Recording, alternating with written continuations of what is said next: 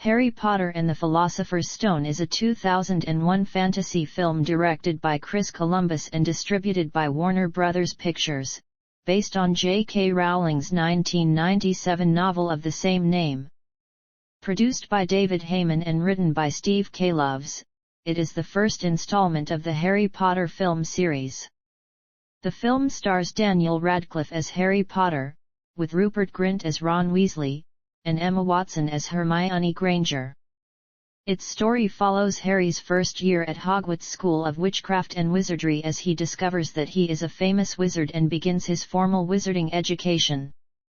Warner Bros. Bought the film rights to the book in 1999 for a reported £1 million.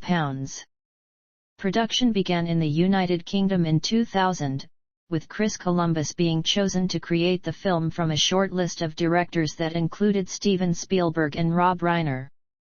Rowling insisted that the entire cast be British and Irish, with the three leads chosen in August 2000 following open casting calls.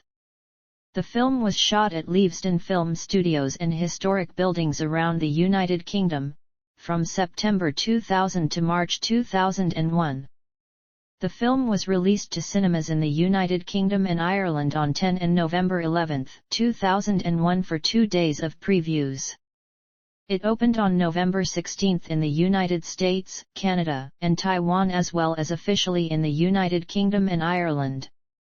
It became a critical and commercial success, grossing $974 million at the box office worldwide during its initial run, and over $1 billion with subsequent re-releases. It became the highest-grossing film of 2001 and the second highest-grossing film at the time. The film was nominated for many awards, including Academy Awards for Best Original Score, Best Art Direction and Best Costume Design. It was followed by 7 sequels, beginning with Harry Potter and the Chamber of Secrets in 2002 and ending with Harry Potter and the Deathly Hallows Part 2 in 2011. Plot: Late one night, Albus Dumbledore and Minerva McGonagall, professors at Hogwarts School of Witchcraft and Wizardry, along with groundskeeper Rubeus Hagrid, deliver an orphaned infant named Harry Potter to his aunt and uncle, Petunia, and Vernon Dursley, his only living relatives. 10 years later, just before Harry's 11th birthday, owls begin delivering letters addressed to him. When the abusive Dursleys refuse to allow Harry to open any and flee to an island hut, Hagrid arrives to personally deliver Harry's letter of acceptance to Hogwarts. Hagrid also reveals that Harry's parents, James and Lily, were killed by a dark wizard named Lord Voldemort. The killing curse that Voldemort had cast rebounded, destroying Voldemort's body and giving Harry his lightning bolt scar. Hagrid then takes Harry to Diagon Alley for school supplies and gives him a pet snowy owl whom he names Hedwig. Harry buys a wand that is connected to Voldemort's own wand. At King's Cross Station, Harry boards the Hogwarts Express train. He meets Ron Weasley and Hermione Granger, a Muggle-born witch. Arriving at Hogwarts, Harry also meets Draco Malfoy, who is from a wealthy, pure-blood wizard family. The two immediately form a rivalry. The students assemble in the Great Hall where the Sorting Hat sorts the first years in 4 respective houses: Gryffindor, Hufflepuff, Ravenclaw, and Slytherin. Harry is placed into Gryffindor alongside Ron and Hermione, while Draco is sorted into Slytherin, a house noted for dark wizards. As Harry studies magic, he learns more about his parents and Voldemort. Harry's natural talent for broomstick flying gets him recruited as the youngest ever seeker for Gryffindor's Quidditch team in a century. While returning to the Gryffindor common room, the staircases change paths, leading Harry, Ron, and Hermione to the 3rd floor, which is restricted. There they discover a giant 3-headed dog named Fluffy. On Halloween, Ron insults Hermione after she shows off in charms class. Upset, Hermione spends the afternoon crying in the girls' bathroom. That night, a giant marauding troll enters it, but Harry and Ron save Hermione, and the three make up and become close friends after Hermione takes the blame by claiming she went looking for the troll. The trio discover that Fluffy is guarding the Philosopher's Stone, a magical object that can turn metal into gold and produce an immortality elixir. Harry suspects that Potions teacher and head of Slytherin House, Severus Snape, wants the stone to return Voldemort to physical form. When Hagrid accidentally reveals that music puts Fluffy asleep, Harry, Ron, and Hermione decide to find the stone before Snape. Fluffy is already asleep, but the trio face other barriers, including a deadly plant called Devil's Snare, a room filled with aggressive flying keys, and a giant chess game that knocks out Ron. After overcoming the barriers, Harry discovers that Defense Against the Dark Arts teacher Quirinus Quirrell wants the stone. Snape had figured it out and had been protecting Harry. Quirrell removes his turban and reveals a weakened Voldemort living on the back of his head.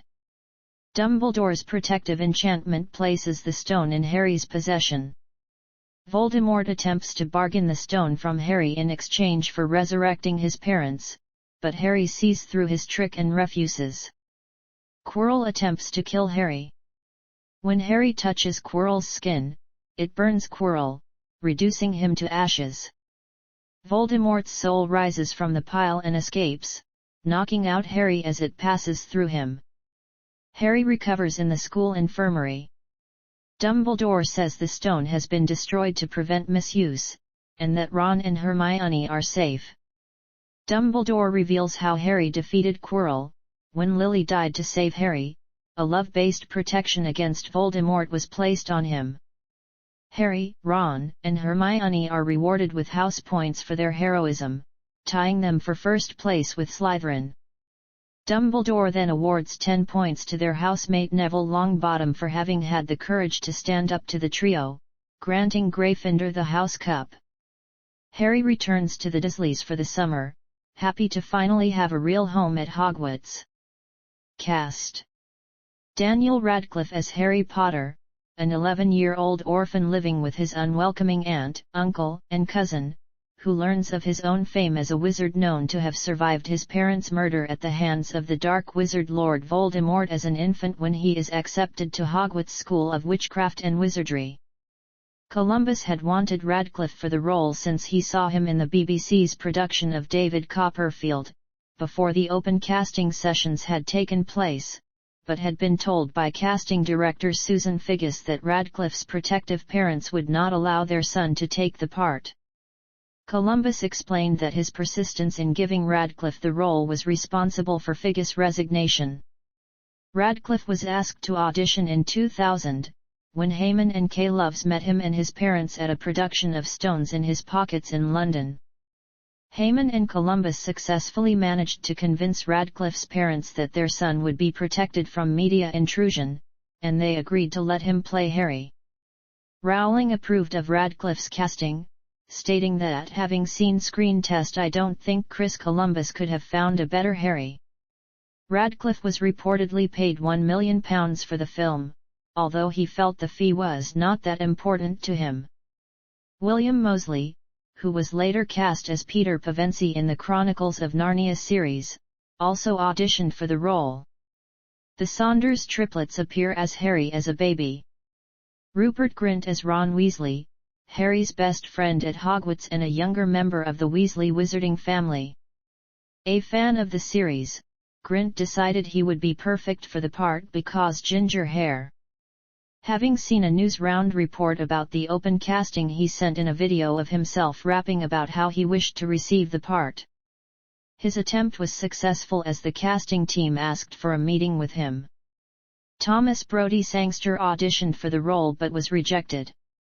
Emma Watson as Hermione Granger, Harry's other best friend and the trio's brains.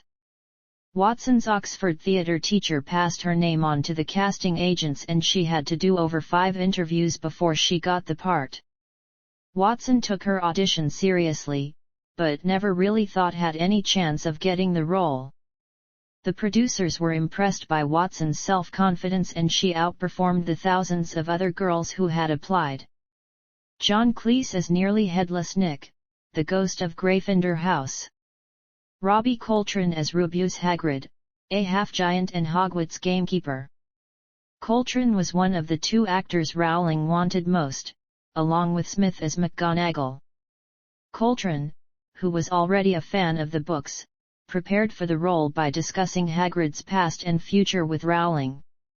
According to Figgis, Robin Williams was interested in participating in the film, but was turned down for the Hagrid role because of the strictly British and Irish-only rule which Columbus was determined to maintain.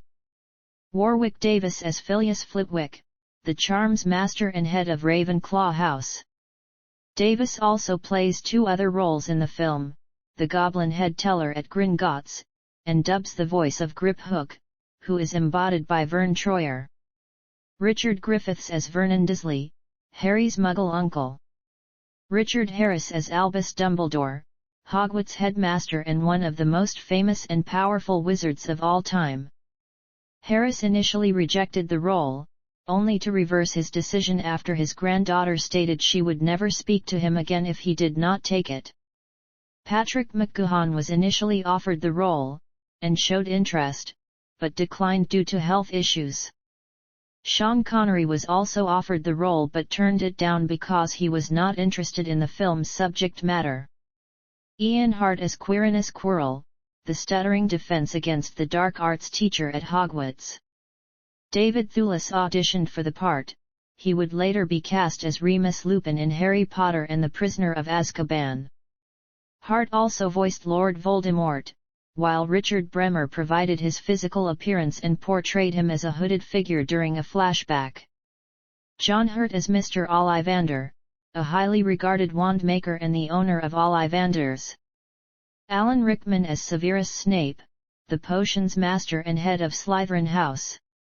Tim Roth was the original choice for the role, but he turned it down for Planet of the Apes. Fiona Shaw as Petunia Dursley, Harry's Muggle aunt. Maggie Smith as Minerva McGonagall, the deputy headmistress, head of Gryffindor and Transfiguration teacher at Hogwarts. Smith was one of the two actors Rowling wanted most, along with Coltrane as Hagrid. Julie Walters as Molly Weasley, Ron's mother. She shows Harry how to get to Platform 9+34. Additionally, Zoe Wanamaker appears as Madame Hooch, Hogwarts flying instructor. Tom Felton portrays Draco Malfoy, a student in Slytherin and Harry's rival. Before being cast as Draco, Felton auditioned for the roles of Harry and Ron. Harry Melling plays Dudley Dursley, Harry's cousin, and David Bradley appears as Argus Filch, Hogwarts caretaker. Matthew Lewis, Devon Murray, and Alfred Enoch portray Neville Longbottom, Seamus Finnegan and Dean Thomas respectively, three first-year students in Gryffindor. James and Oliver Phelps play twins Fred and George Weasley, Ron's brothers, while Chris Rankin appears as his other brother Percy, a Gryffindor prefect, and Bonnie Wright appears as Ron's sister Ginny. Sean Biggerstaff portrays Oliver Wood, the keeper of the Gryffindor Quidditch team. Jamie Waylett and Joshua Herdman play Crabbe and Goyle, Malfoy's minions, and Leslie Phillips voices the Sorting Hat. Derek Deadman plays Tom, innkeeper of the Leaky Cauldron, and Elizabeth Spriggs appears as the Fat Lady, a painting at Hogwarts. Production. Development. In 1997, producer David Heyman searched for a children's book that could be adapted into a well-received film. He had planned to produce Diana Wynne Jones' novel The Ogre Downstairs, but his plans fell through. His staff at Heyday Films then suggested Harry Potter and the Philosopher's Stone, which his assistant believed was a cool idea. Heyman pitched the idea to Warner Brothers and in 1999, Rowling sold the company the rights to the first 4 Harry Potter books for a reported £1 million. A demand Rowling made was for Heyman to keep the cast strictly British and Irish. The latter's case has Richard Harris as Dumbledore and Fiona Shaw as Petunia Dursley, and not to cast foreign actors unless absolutely necessary, like casting of French and Eastern European actors in Harry Potter and the Goblet of Fire where characters from the book are specified as such. Rowling was hesitant to sell the rights because she didn't want to give them control over the rest of the story by selling the rights to the characters, which would have enabled Warner Bros. To make non-author written sequels. Although Steven Spielberg initially negotiated to direct the film, he declined the offer. Spielberg reportedly wanted the adaptation to be an animated film, with American actor Haley Joel Osment to provide Harry Potter's voice, or a film that incorporated elements from subsequent books as well. Spielberg contended that, in his opinion, it was like shooting ducks in a barrel. It's just a slam dunk. It's just like withdrawing $1 billion and putting it into your personal bank accounts. There's no challenge. Rowling maintains that she had no role in choosing directors for the films and that "Nyon who thinks I could have vetoed him needs their quick quotes quill serviced." Heyman recalled that Spielberg decided to direct AI artificial intelligence instead. After Spielberg left, talks began with other directors, including Chris Columbus, Terry Gilliam, Jonathan Demme, Mike Newell, Alan Parker, Wolfgang Peterson, Rob Reiner, Yvonne Reitman, Tim Robbins, Brad Silberling, M. Night Shyamalan and Peter Weir. Peterson and Reiner both pulled out of the running in March 2000, and the choice was narrowed down to Silberling, Columbus, Parker and Gilliam. Rowling's first-choice director was Terry Gilliam, but Warner Bros. Chose Columbus, citing his work on other family films such as Home Alone and Mrs. Doubtfire as influences for their decision. Columbus had become a fan of the book series after his daughter persuaded him to read the first 3 books, leading him to call his agent to arrange a meeting at Warner Bros. To direct the film. When his agent told him that at least 25 other directors were eager to helm the project, Columbus requested his agent to secure his meeting to be the last one so he could give a lasting impression and be the studio's freshest person in their memory. During 2 weeks of waiting, Columbus wrote a 130-page director's version of the screenplay to explain his vision for the film's tone. The day of his meeting with Warner executives including Alan F. Horn, Columbus delivered an impassioned 45-minute talk and showed them his annotated script. Weeks later, the studio notified Columbus that he had gotten the job and sent him to Scotland to meet with Rowling and Heyman. Columbus pitched his vision of the film for 2 hours, stating that he wanted the Muggle scenes to be bleak and dreary but those set in the wizarding world to be steeped in color, mood, and detail. He took inspiration from David Lean's adaptations of Great Expectations and Oliver Twist, wishing to use that sort of darkness, that sort of edge, that quality to the cinematography, while being further inspired by the color designs from Oliver and The Godfather. Steve K. Loves was selected to write the screenplay. He described adapting the book as tough, as it did not lend itself to adaptation as well as the next 2 books.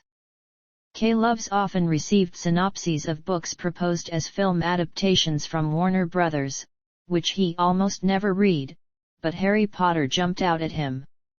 He went out and bought the book, and became an instant fan of the series. When speaking to Warner Bros., he stated that the film had to be British, and had to be true to the characters.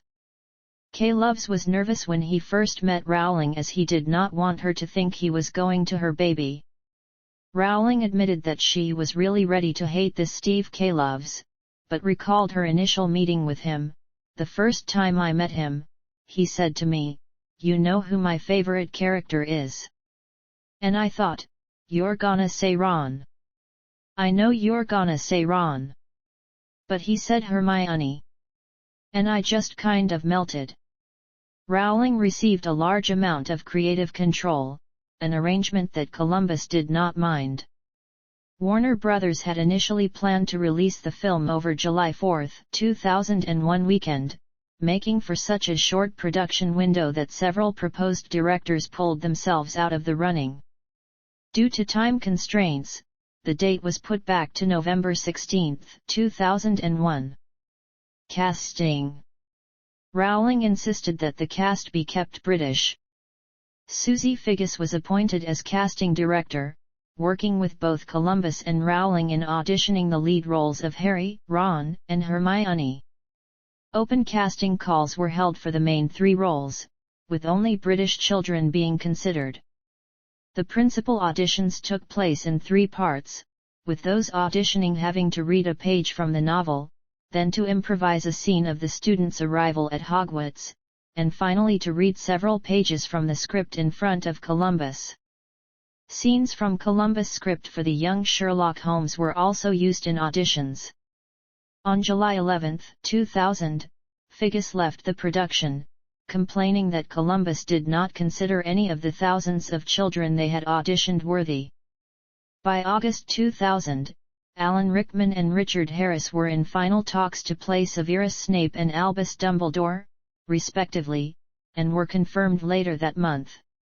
On August 14, 2000, Rowling's favourites Maggie Smith and Robbie Coltrane were cast as Minerva McGonagall and Rubeus Hagrid. On August 21, 2000, Daniel Radcliffe and newcomers Rupert Grint and Emma Watson were selected to play Harry Potter, Ron Weasley, and Hermione Granger, respectively. In November 2000, Julie Walters and John Cleese joined the cast as Molly Weasley and Nearly Headless Nick, respectively. Filming. Two British film industry officials requested that the film be shot in the United Kingdom, offering their assistance in securing filming locations, the use of Leavesden Film Studios, as well as changing the UK's child labour laws. Warner Brothers accepted their proposal. Principal photography began on September 29, 2000 at Leavesden Film Studios. Filming at the North Yorkshire's Goathland railway station took place on October 2, 2000. Canterbury Cathedral and Scotland's Inverleith Castle were both touted as possible locations for Hogwarts. Canterbury rejected Warner Brothers' proposal due to concerns about the film's pagan theme. Alnwick Castle and Gloucester Cathedral were eventually selected as the principal locations for Hogwarts, with some scenes also being filmed at Harrow School. Other Hogwarts scenes were filmed in Durham Cathedral over a 2-week period. These included shots of the corridors and some classroom scenes. Oxford University's Divinity School served as the Hogwarts Hospital wing, and Duke Humphrey's Library, part of the Bodleian, was used as the Hogwarts Library.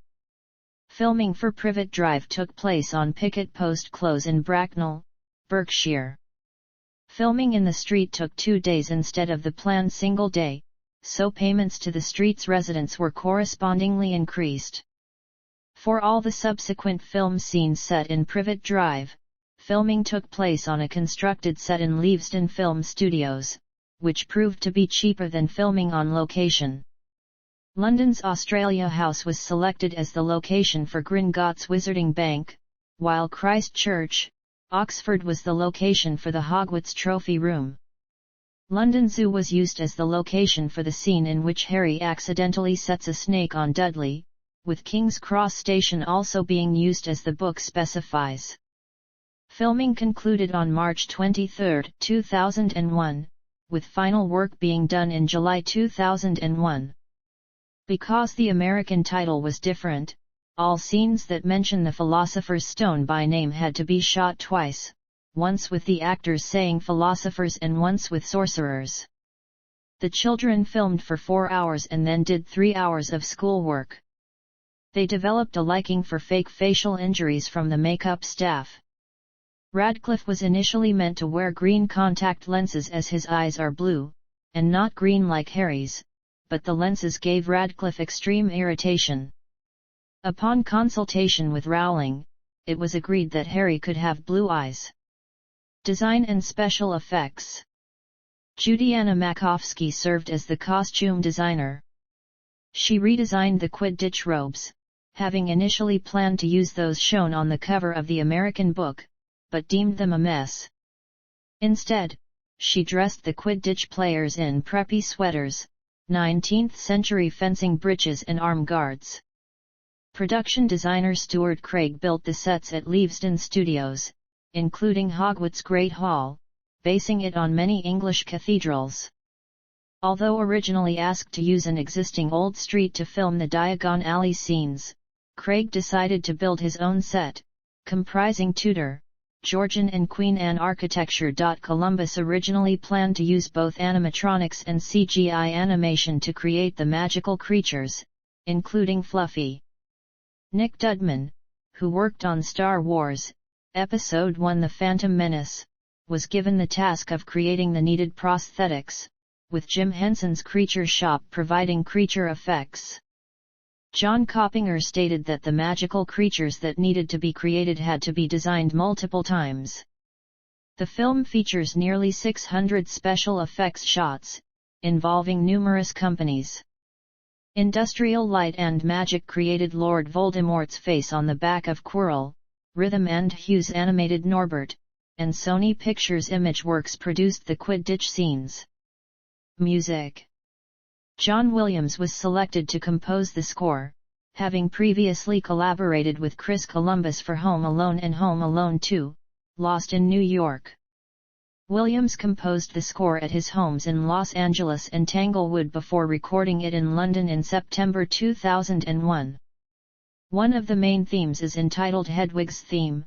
Williams retained it for his finished score as everyone seemed to like it, and it became a recurring theme throughout the series. James Horner was the first choice to compose the score but turned it down. The soundtrack album was released on October 30, 2001 in CD format. Differences from the book. Columbus repeatedly checked with Rowling to make sure he was getting minor details correct. K. Loves described the film as being really faithful to the book. He added dialogue, of which Rowling approved.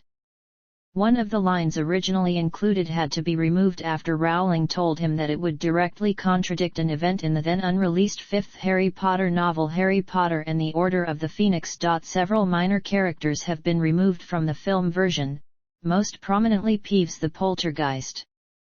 Actor Rick Mayall was cast in the role, but his scenes were ultimately cut from the film and never released. The book's first chapter, told from the viewpoint of Vernon and Petunia Dursley, is absent from the film.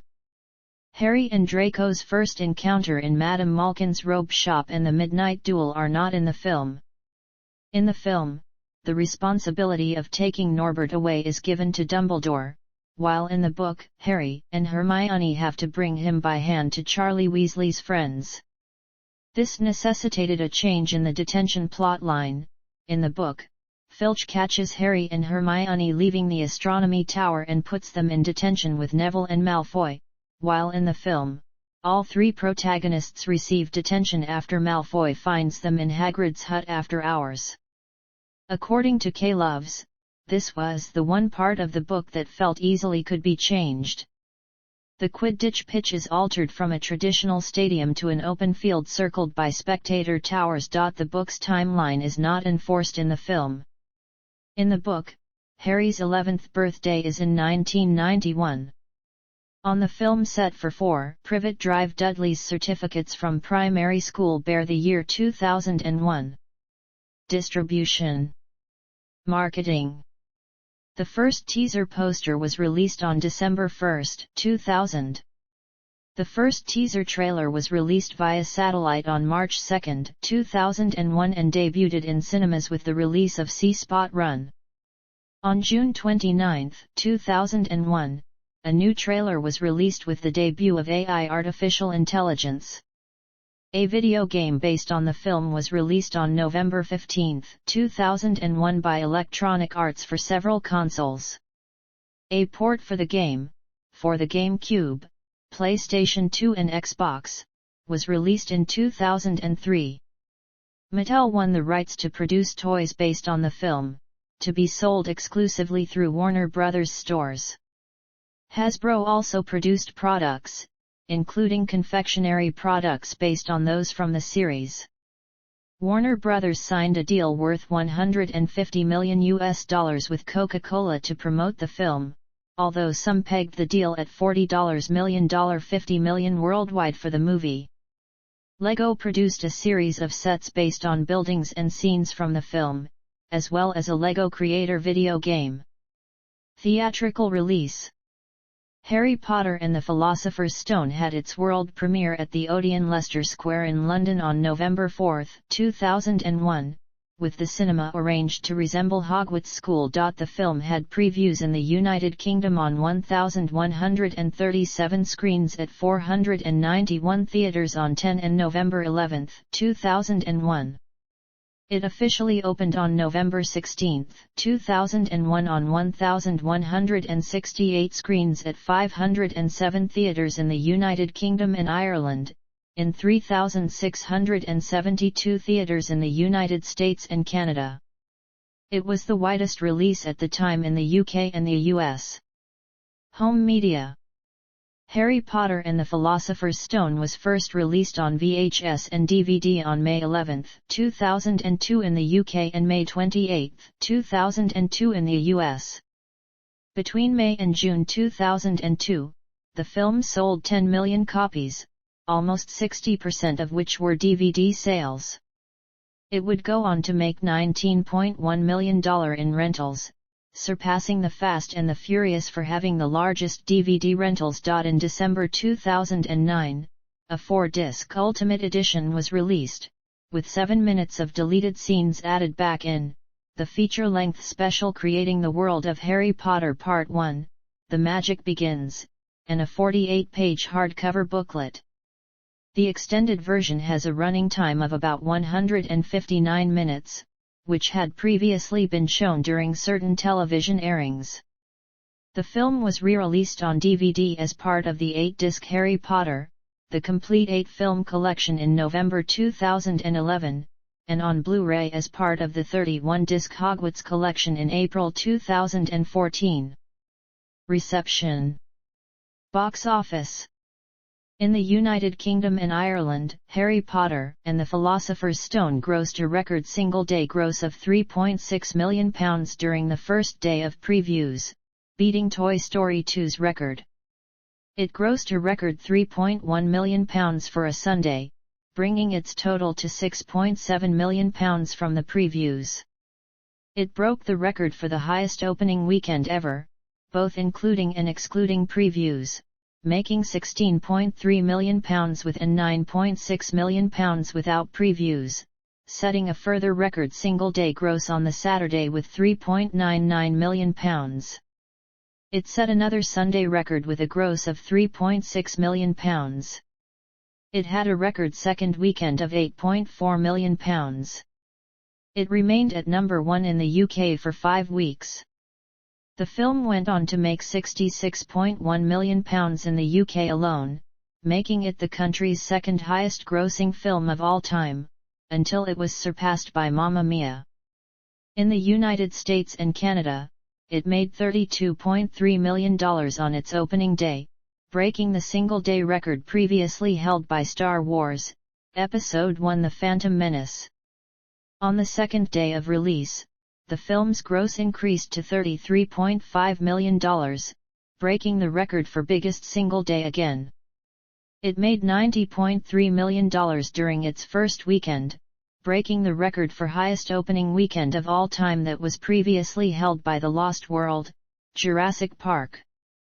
It held the record until the following May when Spider-Man made $114.8 million in its opening weekend. Plus, the film broke Batman Forever's record for having the largest opening weekend for a Warner Bros. Film. It would hold this record for 2 years until it was surpassed by The Matrix Reloaded.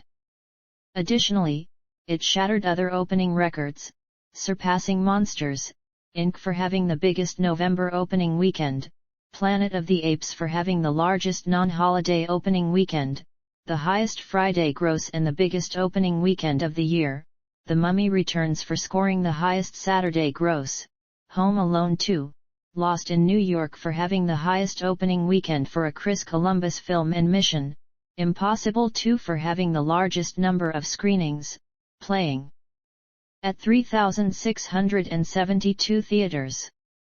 In just 5 days, it became the fastest film to approach the $100 million mark.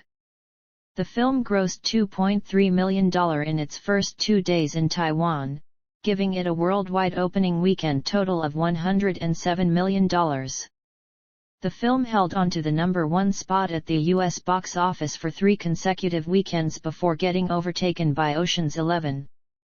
The film also had the highest grossing 5-day Thanksgiving weekend record of $82.4 million, holding the title for 12 years until both The Hunger Games, Catching Fire and Frozen surpassed it with $110.1 million and $94 million respectively.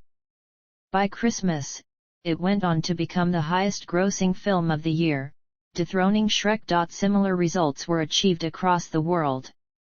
A week after opening in the United States, the film added 15 additional markets and set an opening week record in Germany, grossing $18.7 million. It also set opening records in Austria, Brazil, Denmark, Finland, the Netherlands, Norway, Sweden, and German-speaking Switzerland.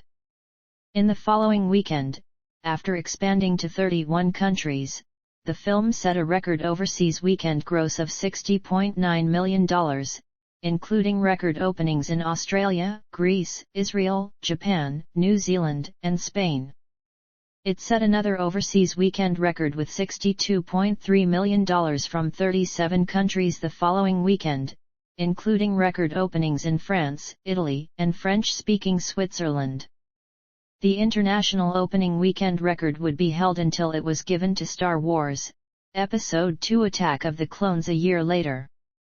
During its theatrical run, the film earned $974 million at the worldwide box office, $317 million of that in the US and $657 million elsewhere, which made it the second highest grossing film in history at the time, as well as the year's highest grossing film. In addition, the film defeated Twister to become the highest grossing Warner Bros. Film of all time. It is the second highest grossing Harry Potter film after Deathly Hallows Part 2. Box Office Mojo estimates that the film sold over 55.9 million tickets in the US and Canada. In August 2020, The Philosopher's Stone was re-released in several countries, including a 4K 3D restoration in China, where it earned $26.4 million, for a global $1.017 billion, making it the second film in the series to surpass the billion-dollar mark, after Deathly Hallows Part 2.